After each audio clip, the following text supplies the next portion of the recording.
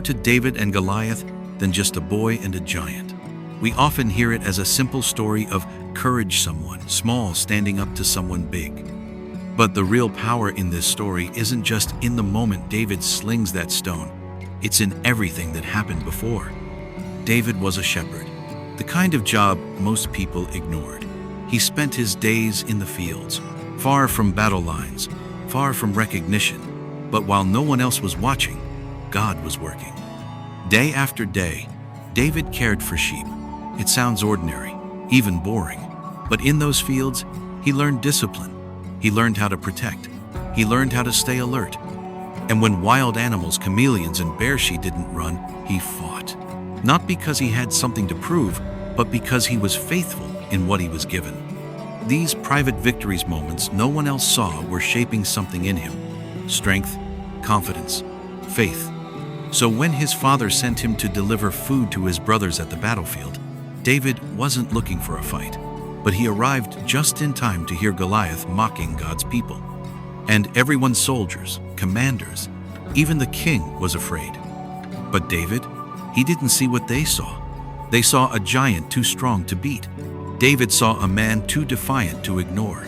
And more than that, he saw an opportunity, not for fame, but for God to be glorified. Still, they told him no. They said he was too young, too small, too inexperienced. But David knew something they didn't. He knew what God had done for him before. He remembered the lion. He remembered the bear. He remembered how God had never failed him. So they gave him armor heavy, royal, and impressive. But David could barely move in it. That moment was important, because David realized he couldn't win this battle pretending to be someone else.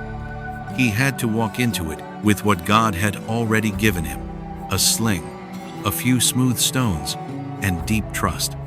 He stepped out alone, with everyone watching, and Goliath laughed, mocked him. But David wasn't shaken. He said, "You come to me with a sword and a spear, but I come to you in the name of the Lord." And with one throw, the giant fell. But here's what we often forget: David didn't become a warrior that day. He already was one, not because of the fight, but because of his faithfulness in the quiet place.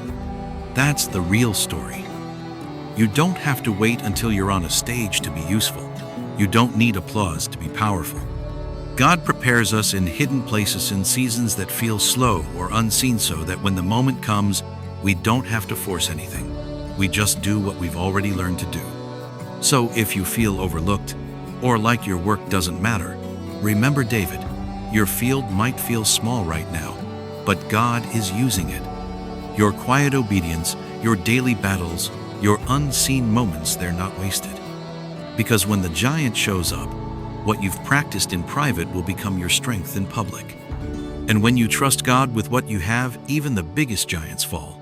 So the next time you face something that feels too big, remember this: God doesn't need you to be the strongest.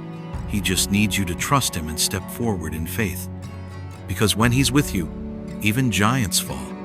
If this story spoke to you, don't forget to like, share, and subscribe to this channel. We've got more inspiring Bible stories, motivational messages, and heartfelt prayers to help you grow in faith and walk in purpose. Thanks for listening, and stay tuned for more.